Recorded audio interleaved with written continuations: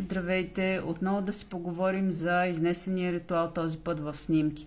Първото и най-важно нещо ви е фотографа да може да отиде преди всички и да си направи снимки на масата, украсата, детайлите, като пръстени, чаши за шампанско, книга за пожелания. Това се постига с много добра организация от страна на сватбената агенция и на работещите по вашата сватба. Затова се прави програма за деня, за да се знае в колко часа какво ще се случи.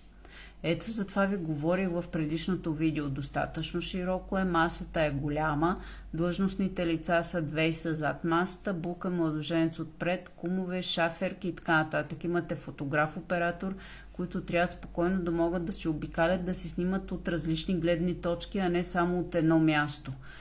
Да могат да си снимат детайли по самата церемония. Това няма как да се случи, ако масата е малка и всичките сте в кръг около масата. Затова тези неща се обсъждат предварително с сватбената агенция. Фотография оператора, като имат достатъчно място, те ще си направят хубави снимки на детайлите от самата церемония. Ще снимат от различни гледни точки, а не от една и съща. Ако няма място, това няма как да се случи и с каквато и техника да разполагаш, няма да стане.